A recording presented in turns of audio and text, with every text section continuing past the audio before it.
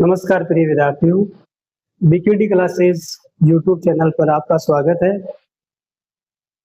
तो हम राजस्थान के जो भौतिक प्रदेश है उनके बारे में पढ़ रहे थे।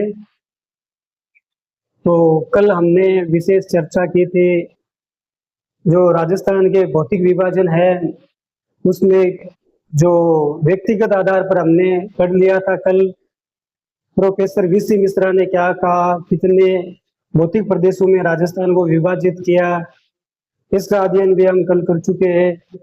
और उसके बाद में हमने पढ़ा कि जो राजस्थान का भौगोलिक आधार पर जो भौतिक विभाजन है वो 4 भागों में किया गया था। और उनमें से जो सबसे बड़ा, जो पश्चिमी दिशा में स्थित राजस्थान का मरुस्थल है, उसके बारे में हम डिटेल से है वो व्याख्या कर रहे थे। ठीक है, तो मैंने बताया था कि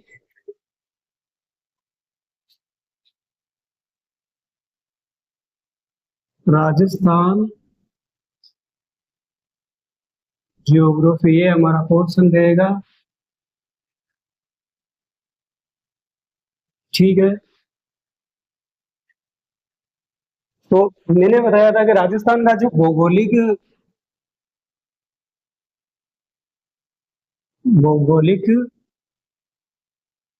विभाजन है उसमें मैंने बताया था कि राजस्थान को हम विशेष तौर से 4 भागों में पढ़ेंगे। इसमें मैंने बताया कि जो पश्चिम का सबसे बड़ा है वो भौतिक प्रदेश है, वो मरुस्थल। और जो मध्य का भाग है वो है अरावली।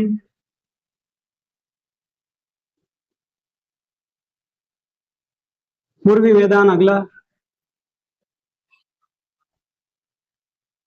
और जो भौगोलिक आधार पर वो जो दक्षिण पूर्व का भाग प्रदेश, भौतिक प्रदेश है, वो था हमारा हाड़ौती पठार। तो देखो दोस्तों, ये मरुस्थल है, इसके बारे में हम बात कर रहे थे कि ये मरुस्थल है वो अभी मरुस्थल है, लेकिन प्राचीन समय में ये यहाँ से यहाँ पर 33 सागर हुआ करता था। इसके क्या प्रमाण थे कि वहां पर 33 सागर हुआ करता था, उसका अध्ययन हमने कल कर लिया था। मैंने बताया कि पश्चिमी मरुस्थल में आज भी खारे पानी की झीलें हैं वो बहुत अधिक मात्रा में है। तो हम सामान्यतः मान सकते हैं कि इतने खारे पानी की झीलें होना यहाँ पर कोई प्राचीन समय में सागर का अवशेष दिखाती है। फिर हमने पढ़ा चांदन नल, उसके बाद में हमने पढ़ा अक्कल वुड फॉसिल्स पार्क। फिर मैंने आपको एक बात बताई थी कि मरुस्थल है उसके प्रकार, मरुस्थल के प्रकार। ठीक है,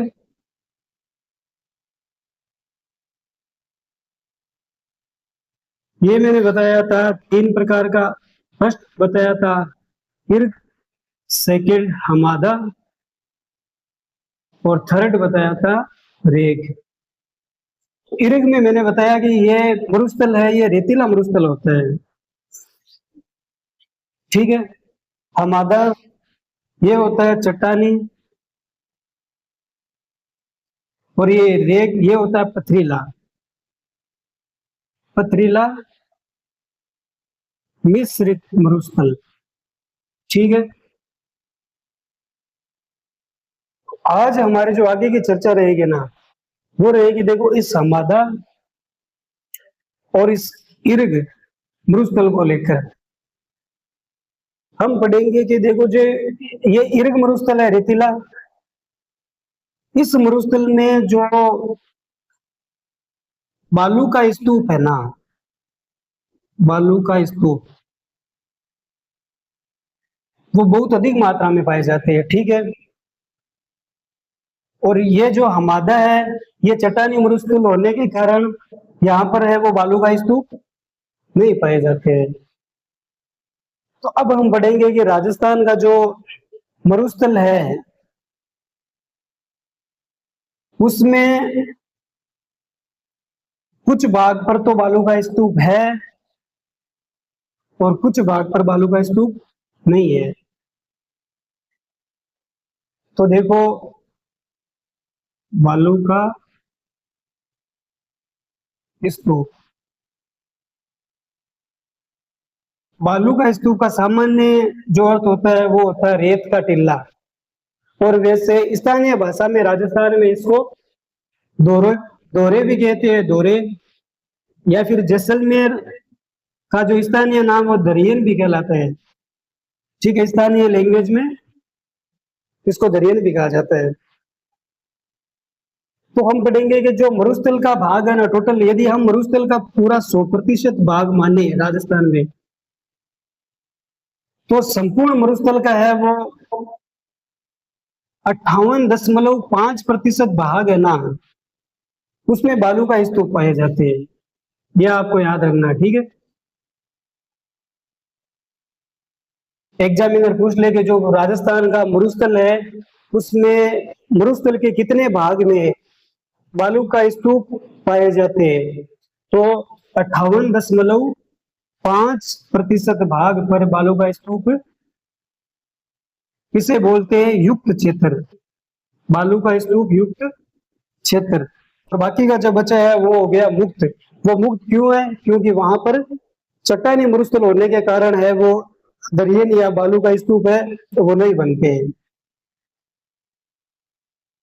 तो ये जो 58% राजस्थान का 58 मरुस्थल का 58.5% भाग है बालू का स्तूप युक्त, इसमें देखो कई प्रकार के बालू का स्तूप पाए जाते हैं। तो अब हम बात करेंगे बालू का स्तूप के प्रकार। ये जो बालू का स्तूप युक्त क्षेत्र है 58.5% मरुस्थल का, इसमें बालू का स्तूप कई सारे पाए जाते हैं।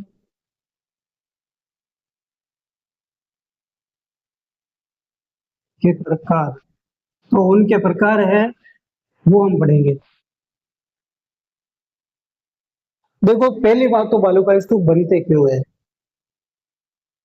जो राजस्थान के मरुस्थल में जब हवाएं चलती है ना, तो उन हवाओं के साथ जो मिट्टी है ना, मृदा के निक्षेपण के कारण मृदा है वो एक स्थान से हवा के साथ चलकर दूसरे स्थान पर मृदा का जमाव हो जाता है, जिस कारण है वहां पर आपको बालू का स्तूप देखने को मिलेंगे। तो पहली बात हो गई है इनका निर्माण।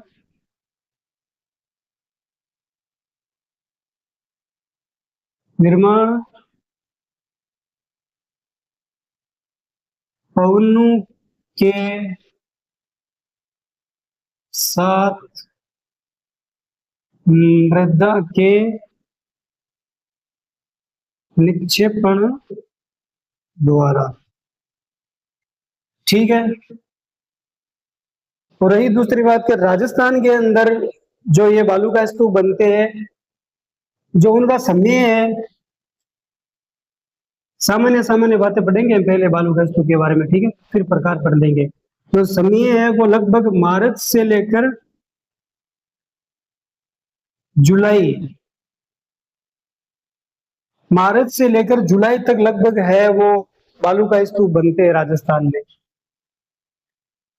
ठीक है। अब जो बालू का स्तूप का प्रकार होगा वो हम फर्स्ट प्रकार पढ़ेंगे,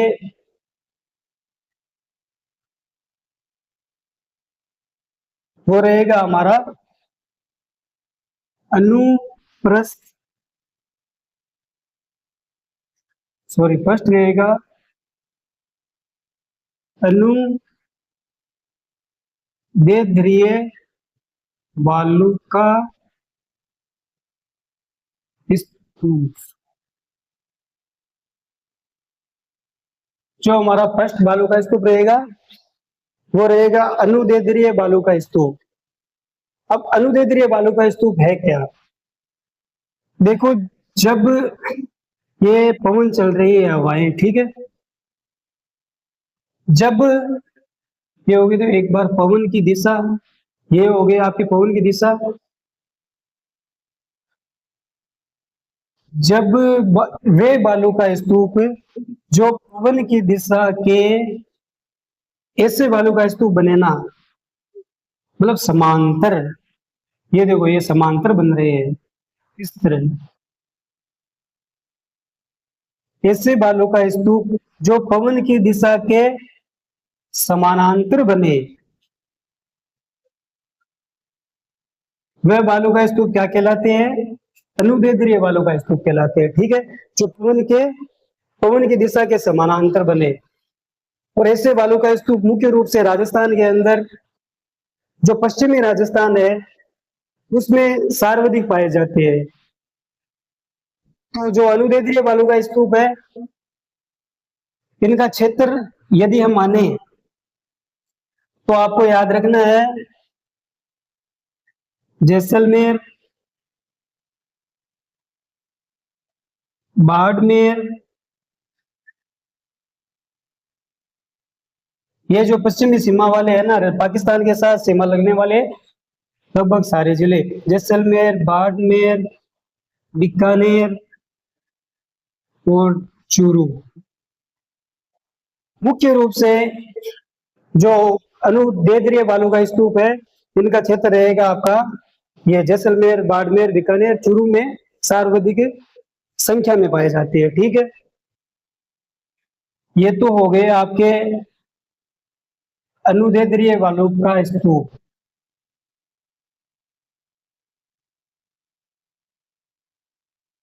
जो 2 नंबर हमारा बालू का स्तूप रहेगा वो रहेगा अनुप्रस्थ, अनुप्रस्थ बालू का स्तूप।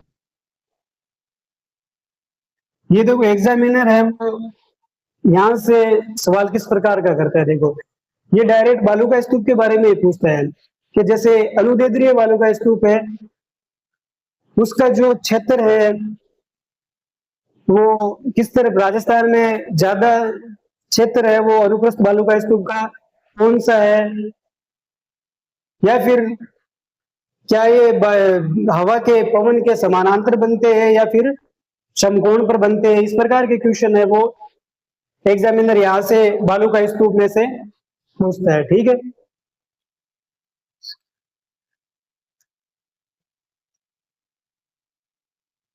तो देखो अनुप्रस्थ बालू का स्तूप है, यदि हम इनकी बात करें ना तो ये होगी आपकी पवन की दिशा, पवन की दिशा मतलब हम ये माने कि यदि पश्चिम दिशा से पवनें चल रही है और जो बालू का स्तूप है वो एकदम पवनों के समकोण इस तरह बनता है, समकोण पर बनता है। ठीक है, किस कोण पर? समकोण पर बनता है। तो वो जो बनने वाला बालू का स्तूप होगा ना, वो आपका होगा अनुप्रस्थ बालू का स्तूप। देखो एक बार वापस रिपीट करता हूं, जब पवन की दिशा, मान लो पश्चिम तरफ से पवन आ रही है और उसके आगे जो बालू का स्तूप बन रहा है, यदि वो इस इन पवनों के समानांतर बन रहा है, जैसे समानांतर बन गया, ठीक है, ऐसे जिस तरफ से पवन आ रही है उसी दिशा में आगे जो आपका बालू का स्तूप बन गया वो तो कहलाएगा अनुदैर्ध्य बालू का स्तूप। और मान लो कि जैसे पवन आ रही है पश्चिम दिशा में, उसके समकोण पर ऐसे पवन आ रही है और ऐसे समकोण पर यदि बालू का स्तूप बन गया ना पवनों की दिशा में, तो वो कहलाता आपका अनुप्रस्थ बालू का स्तूप। तो ये जो अनुप्रस्थ बालू का स्तूप है,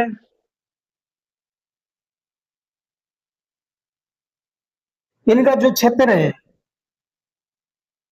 राजस्थान में कौन कौन से क्षेत्र पर ये बालू का स्तूप पाया जाता है, अनुप्रस्थ बालू का स्तूप? ये मुख्य रूप से देखे तो गंगानगर, हनुमानगढ़ और अगला रहेगा आपका बीकानेर। ठीक है, तो देखो मुख्य रूप से है वो अनुप्रस्थ बालू का स्तूप है वो इस क्षेत्र में पाया जाता है, गंगानगर, बीकानेर और गंगानगर, बीकानेर, हनुमानगढ़ के क्षेत्र में है जो ये अनुप्रस्थ बालू का स्तूप पाया जाता है। देखो अनुदैर्ध्य की बात करें, सबसे पहले हमने अनुदैर्ध्य की बात की, तो वो हो गया राजस्थान की पश्चिम दिशा में, और दूसरा अनुप्रस्थ है वो राजस्थान के उत्तर दिशा में लगभग पाया जाता है। ठीक है, तो कुल मिलाकर हमने वो दो प्रकार के बालू का स्तूप है उनका अध्ययन कर लिया है, उनकी जानकारी है वो प्राप्त कर ली है। अब उसी के साथ जो अगला हमारा रहेगा ना बालू का स्तूप का प्रकार, वो रहेगा थर्ड, तीसरे पर रहेगा बरखान। बरखान, बरखान बालू का स्तूप। अब बरखान बालू का स्तूप क्या है? अब देखो ये बालू का स्तूप है जो पवन की दिशा पर डिपेंड करते हैं। ठीक है, कि पवन की दिशा किस तरफ से आ रही है, ये देखो मैंने मान लिया कि पवन की दिशा वापस पश्चिम दिशा से आ रही है। ठीक है, तो ये जो बालू का स्तूप बनता है ना बरखान, ये इस तरह बनता है। देखो ये देखो, ये हो गए आपके पवन की दिशा, लगभग इस प्रकार का ये बालू का स्तूप बनता है।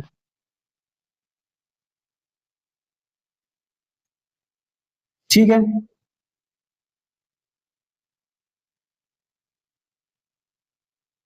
ये देखो पवन की दिशा सेम है, और ये बड़ा बरखान है, देखो बरखान। ठीक है, पवन की दिशा पश्चिम से है, वो पवने आ रही है। ठीक है, पश्चिम से है, पवन आ रही है चलकर, और इस पवन के समानांतर ही ये जो देखो इस आकृति का लगभग जो बालू का स्तूप बनता है वो बरखान कहलाता है। तो पहली बात तो इसकी देखो दो तो हो गई इसकी भुजा बरखान की, और ये जो आकार है आगे वाला आकार, ये लगभग देखो यहां तक ले लेते हैं इस प्रकार। ठीक है, इस प्रकार लगभग इस प्रकार बनता है। ठीक है, तो ये आपको दिख रहा है कि ये जो आकार है बालू का स्तूप का, ये अर्धचंद्राकार है, अर्ध चंद्राकार।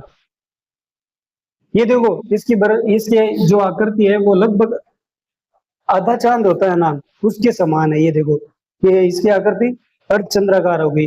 यदि इसको हम, ये तो हो गया 3D टाइप का। ठीक है, यदि सिंपल देखिए ना एक चित्र के तौर पर, तो देखो ये इस प्रकार का बनेगा लगभग। ये देखो ये बालू का स्तूप है, ये बरकान है। ठीक है, ये हवा आ रही है, मैंने बता दिया पवन की दिशा, और इस दिशा के ये देखो समानांतर पर अर्धचंद्राकार आकृति में बनता है, ये बरखान कहलाता है। अब रही दूसरी बात कि बरखान का जो क्षेत्र है, अगर उसकी हम बात करें तो ये मुख्य रूप से इसका जो क्षेत्र है वो शेखावाटी है। शेखावाटी,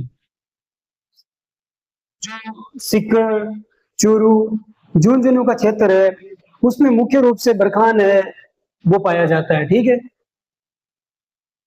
और यदि हम आगे की बात करें, वैसे तो मतलब ये गंगानगर हनुमानगढ़ के क्षेत्र में, आपको जैसलमेर के क्षेत्र में भी देखने को मिल जाएगा बरखान, लेकिन मुख्य रूप से वो शेखावाटी में पाया जाता है। और यदि हम सर्वाधिक की बात करें, मतलब सर्वाधिक बरखान कहाँ पाया जाता है, किस क्षेत्र में पाया जाता है, तो आपको याद रखना है बालेरी, बालेरी गांव, चूरू। ये जो चूरू का गांव है बालेरी, इस पर सर्वाधिक आपको बरखान देखने को मिलेंगे। ठीक है, और यदि हम बरखान की ऊंचाई की बात करें कि बरखान की लगभग औसत ऊंचाई कितनी होती है, तो इसकी ऊंचाई है वो लगभग 10 से 30 मीटर के आसपास इसकी ऊंचाई देखने को मिलती है। और बरखान के बारे में अब आपको एक बात याद रखनी है, जो कई बार उसका जो क्वेश्चन है वो रिपीट हो चुका है। मतलब बरखान है वो देखो सर्वाधिक नुकसानदायक बालू का स्तूप है। क्या है? सर्वाधिक नुकसानदायक बालू का स्तूप, सर्वाधिक नुकसानदायक बालू का स्तूप है। अब आप बोलोगे कि सर कैसे? एक तो हो गई देखो सर्वाधिक नुकसानदायक, क्यों है ये? देखो क्योंकि ये सर्वाधिक गतिशील बालू का स्तूप है। फर्स्ट पॉइंट तो आपके ये रहेगा, सर्वाधिक मतलब गतिशील, गतिशील बालू का स्तूप है और सर्वाधिक, ठीक है। और सेकंड इसका रीजन रहेगा कि ये मरुस्थलीकरण को ज्यादा फैलाता है, मरुस्थलीकरण करता है। तो देखो दोस्तों, मैंने बताया कि बरखान है वो सर्वाधिक नुकसानदायक कैसे है। बरखान बालू का स्तूप है वो सर्वाधिक नुकसानदायक इसलिए है, फर्स्ट बात मैंने बताया कि राजस्थान का सबसे गतिशील है वो बालू का स्तूप बरखान है, ठीक है। सेकंड बात ये है कि ये गतिशील होने के कारण ये क्या करेगा, ये मरुस्थलीकरण है वो ज्यादा करेगा। मतलब राजस्थान का ये लगभग मैंने बता दिया कि 61.11% जो भाग है वो मरुस्थल है लगभग। ये अरावली इस मरुस्थलीकरण को रोकती है। बट ये जो बालू का स्तूप है बरखान, ये इतना गतिशील है कि ये आगे से आगे बढ़ रहा है और ये मरुस्थलीकरण को आगे बढ़ा रहा है, ठीक है। तो इसलिए सर्वाधिक नुकसानदायक है। और एक बात और याद रखना बरखान के बारे में, ये अनुदैर्ध्य प्रकार का बालू का स्तूप है। कौन सा है? जो हमने सबसे फर्स्ट में पढ़ा था ना, अनुदैर्ध्य प्रकार का बालू का स्तूप है। कैसे? क्योंकि मैंने बताया ये हवा के समानांतर बन रहा है, जैसे मैंने ये बताया बालू का स्तूप इस प्रकार, तो ये हवा के समानांतर बन रहा है, ठीक है। ये हो गई आपके बरखान के बाद।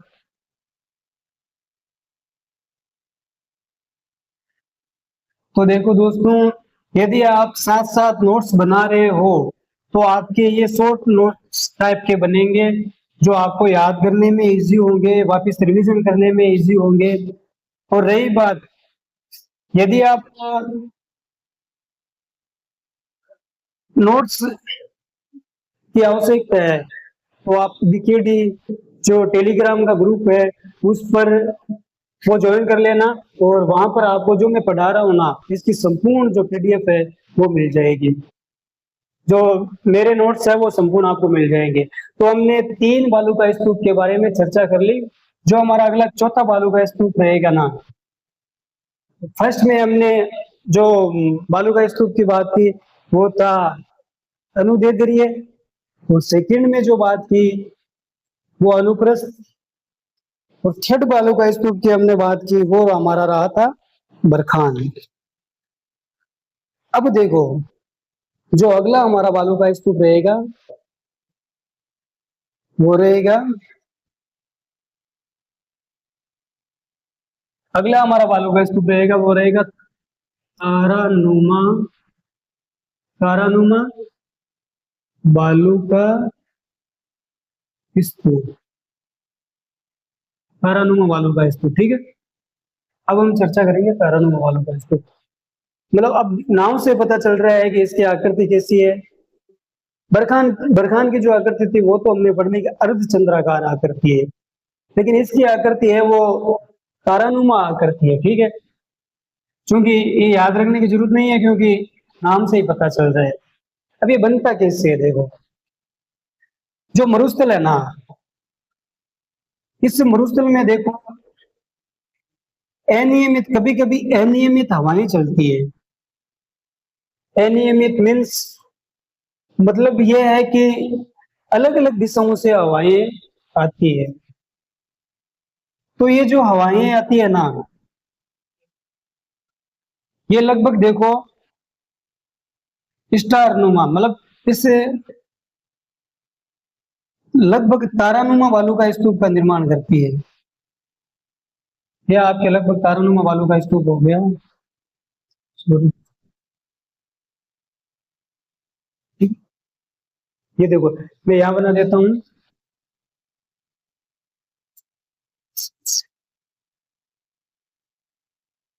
ये लगभग आकृति है, ये तारानुमा बालू का स्तूप की है, ठीक है।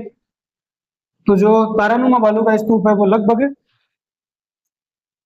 इसकी देखो एक तो बात याद रखना, आपको चार भुजाएं हैं, एक दो तीन चार, लगभग तीन या तीन से अधिक, यदि जिस बालू का स्तूप की भुजाएं होती है वो तारानुमा बालू का स्तूप कहलाता है।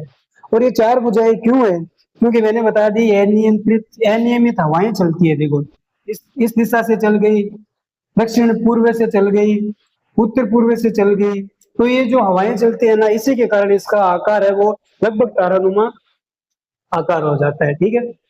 फर्स्ट बात तो इसकी आकृति को लेकर हो गई। अब अगली बात होगी कि ये जो तारानुमा बालू का स्तूप है, इसका क्षेत्र कहाँ है। ये जो तारानुमा बालू का स्तूप बना, इसका जो क्षेत्र है वो रहेगा आपका जैसलमेर,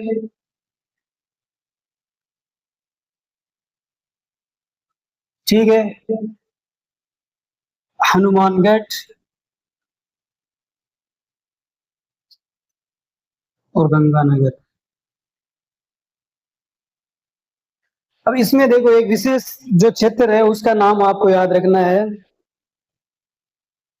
वो रहेगा आपका, देखो यदि कोई पूछ ले कि सर्वाधिक जो तारानुमा बालू का स्तूप है, सर्वाधिक संख्या में सर्वाधिक तारानुमा बालू का स्तूप कौन से क्षेत्र में है, तो उस क्षेत्र का नाम आपको याद रखना है सूरतगढ़।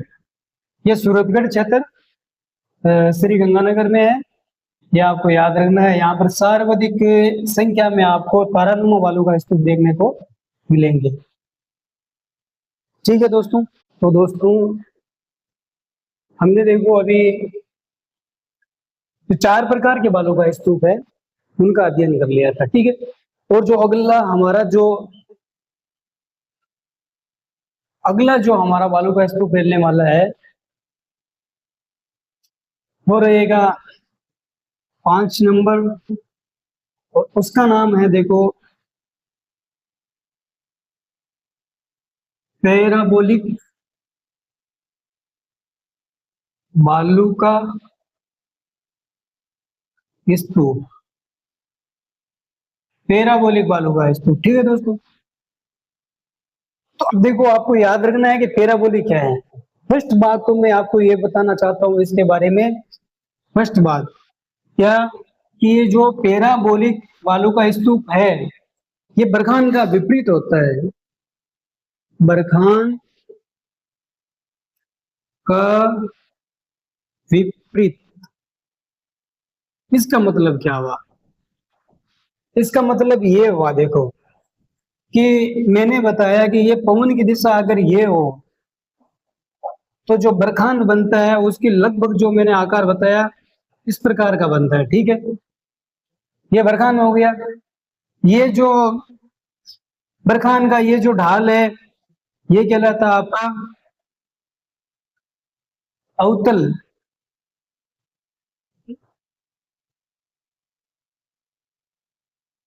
और ये जो ढाल है ये कहलाता है उत्तल,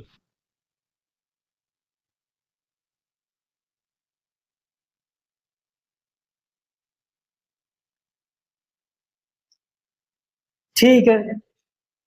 तो ये तो देखो ये जो अवतल भाग है, कहने का मतलब जो कम तीव्रता वाला भाग है, ये तो हवा के सम्मुख है। और जो जो ये तीव्र ढाल वाला है ना, ये तो मंद ढाल हो गई, मंद ढाल, और ये हो गई तीव्र ढाल। ये जो तीव्र ढाल वाला जो ये क्षेत्र है वो हवा के विपरीत मतलब आगे वाली दिशा में हो गया, सम्मुख ना होकर विमुख हो गया। तो अब ये विपरीत का जो पैराबोलिक है, ये बरखान का विपरीत कैसे है? तो देखो हवाएं ऐसे ही चल रही है, ठीक है। अब जो पैराबोलिक बनेगा ना, वो बनेगा आपका इस प्रकार, ये देखो, ये इस प्रकार का पैराबोलिक बनेगा आपका, ठीक है, इस प्रकार का। मतलब ये हो गया ऊपर वाला भाग, जो रेत जहां पर मतलब ऊंचाई वाला भाग, और ये होगा आगे जो इसकी जो मंद ढाल है, मैंने बताया देखो, ये तीव्र ढाल है, ये हो गई इसकी हवा के सम्मुख, ये तो हो गई सम्मुख, और ये जो मंद ढाल है इसकी, ये हो गई विमुख। अब देखो आप, मेरा कहने का मतलब है कि बरखान तो बन रहा है, वो तो बन रहा है हवा के जो इसका अर्धचंद्राकार जो आकृति वाला भाग है, वो हवा के आगे की तरफ है, ठीक है, हवा के विमुख है। और जो पैराबोलिक है, इसमें जो अर्धचंद्राकार वो ढाल है, वो आकार है, वो हवा के सम्मुख है। मतलब कहने का मतलब है देखो, बरखान की आकृति और पैराबोलिक बालू का स्तूप की आकृति है, वो दोनों की आकृति विपरीत है। कैसी है? विपरीत। इसीलिए ये बरखान का विपरीत बालू का स्तूप है। फर्स्ट बात आपको ये याद, ठीक है। अब सेकंड बात, पैराबोलिक में आपको क्या याद रखनी है? सेकंड बात याद रखनी है कि ये राजस्थान में सर्वाधिक संख्या में बनने वाले बालू का स्तूप है। राजस्थान में सर्वाधिक संख्या में बनने वाले बालू का स्तूप है। राजस्थान में सर्वाधिक संख्या में बनने वाले बालू का स्तूप है, वो है आपके पैराबोलिक बालू का स्तूप, ठीक है। अब यदि हम निर्माण की बात करें कि इनका निर्माण कैसे होता है, तो देखो ये मरुस्थल के अंदर जो हवाएं आ रही है ना, यदि इनकी गति मंद हो, यदि धीमी गति से कोई पवनें आ रही है, ठीक है, तो ये देखो, ये जो मान लो कि रेत है, हवा के साथ रेत आ रही है, तो यहां से इतनी दूर तक इस रेत को आगे खिसकाया जाएगा, और यहाँ पर है वो ऊंचाई वाला भाग बन जाएगा। तो मंद पवनों के कारण है वो पैराबोलिक जो बालू का स्तूप है उसका निर्माण हो जाएगा। मैंने बताया कि जो बरखान है, इस बरखान की आकृति मैंने बताया था अर्धचंद्राकार है, लेकिन यदि हम इसकी आकृति की बात करें कि पैराबोलिक बालू का स्तूप की आकृति क्या है, तो आपको याद रखना है इसकी आकृति है वो हेयर पिन। मतलब हेयर पिन होती है ना, जो महिलाएं बालू में लगाती है, क्लिप बोलते हैं हम, जो हेयर पिन आकार की है, ठीक है। बस पैराबोलिक बालू का स्तूप के बारे में आपको ये तीन बातें मुख्य रूप से याद रखनी है। फर्स्ट बात तो देखो, ये बरखान का विपरीत होता है। सेकंड बात कि ये सर्वाधिक संख्या में राजस्थान में पाए जाने वाला बालू का स्तूप है। और तीसरी बात इसकी आकृति है वो हेयरपिन या क्लिप की प्रकार की है, ठीक है। ये हो गए हमारे 5 बालू का स्तूप। अब हम बात करेंगे जो अगला बालू का स्तूप है उसके बारे में। बरखान का विपरीत हो गया तो हो गया आपका पैराबोलिक। अब जो 6 नंबर का जो बालू का स्तूप रहेगा, 6 नंबर का वो रहेगा आपका सीप। सीप बालू का स्तूप, सीप वाले बालू का स्तूप। अब आप ये बोलोगे कि सर ये सीप बालू का स्तूप क्या है? अब देखो, यदि बरखान का विपरीत हो तो पैराबोलिक, और ये होता है बरखान के समान। बरखान बालू का स्तूप के समान। कैसे? यदि विपरीत हो तो मैंने बता दिया पीछे के पैराबोलिक कर देना। और यदि सिर्फ बालू का स्तूप की बात करें तो ये बरखान के समान होता है। कैसे? जैसे मान लो यहाँ से पवन है, इस दिशा से पवन आ रही है, ठीक है, तो मैंने बताया कि बरखान है वो लगभग अर्धचंद्राकार आकृति में इस प्रकार बनता है, ठीक है। लेकिन देखो ये जो बनेगा ना सीप बालू का स्तूप, ये सीप बालू का स्तूप है, इसकी जो एक भुजा है बनेगा दो ही भुजा में बालू का बरखान की तरह, लेकिन जो एक भुजा है वो आगे की तरफ खिसक जाएगी। ये देखो, आने तो इतनी दूर चाहिए तो बरखान हो जाएगा, लेकिन एक दिशा है वो आगे की तरफ खिसक जाएगी एक भुजा, तो ये बन जाएगा सीप आकार का। इसीलिए इसे सीप बालू का स्तूप कहा जाता है, ठीक है।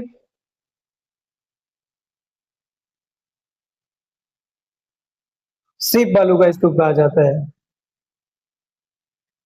तो आपको याद रखना है, मेन बात यही याद रखना है कि ये बरखान के समान है, लेकिन इसकी एक भुजा है वो आगे की तरफ खिसक जाने के कारण है वो इसे सीप बालू का स्तूप कहा जाता है। सीप बालू का स्तूप हो गया। अब उसके बाद में यदि हम चर्चा करें तो देखो अगला हमारा रहेगा ना वो सात सब्र का, ये रहेगा आपके सब्र काफिज बालू का स्तूप। सब्र काफिज बालू का स्तूप, अब ये तो नाम हमारा सुना हुआ नहीं है पहले से, सब्र काफिज बालू का स्तूप, सब्र काफिज बालू का स्तूप, अब है क्या? देखो ये बालू का स्तूप है ना, ये आपको याद रखना है कि जैसे मरुस्थल में झाड़ियां होती है ना, ये मरुस्थल में झाड़ी, तो ये जो बालू का स्तूप है लगभग इन झाड़ियों के पास बनते हैं। देखो जैसे मान लो कि इस तरफ से पवने आ रही है, ठीक है, पवने है वो मिट्टी को साथ में लेकर आ रही है, पवन प्लस मृदा मिट्टी, ठीक है, ला रही है। अब यहाँ पर आने के बाद में ये जो मिट्टी है वो लगभग ये छोटी मोटी झाड़ियां होती है ना, उनके पास बालू का स्तूप के रूप में एक जगह एकत्र हो जाती है, ठीक है, बालू का स्तूप के रूप में अपना वो रूप बना लेती है। तो ये जो बालू का स्तूप बनने वाला जो छोटी झाड़ियों के पास बनते हैं,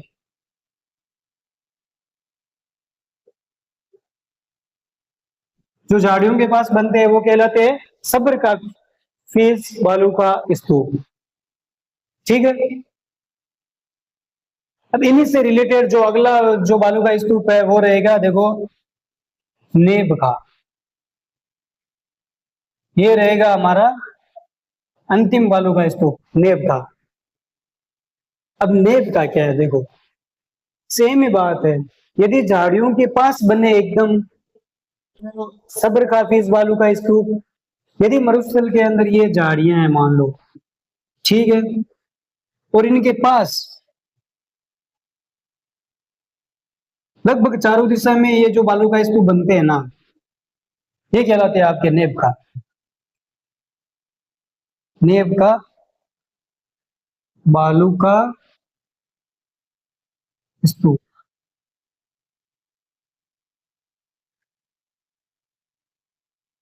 ठीक है दोस्तों। तो देखो हमने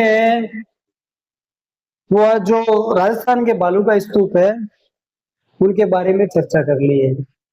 लगभग हमने छोटे मोटे है वो 8-10 प्रकार के बालू का स्तूप है वो पढ़ लिए है।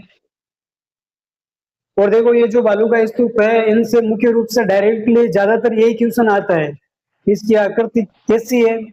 सेकंड बात पर ये जो इसका जो क्वेश्चन बनता है वो बनता है क्षेत्र से रिलेटेड, ये किस क्षेत्र में है। अब सर्वाधिक बनने वाले कौन से बालू का स्तूप है, सर्वाधिक नुकसानदायक कौन सा बालू का स्तूप है, तो मैंने बताया बरखान है। कैसे है, बरखान मरुस्थलीकरण करता है। तो ये बातें आपको याद रखनी है, ठीक है। बालू का स्तूप के बारे में इतनी बातें याद रखनी है आपको।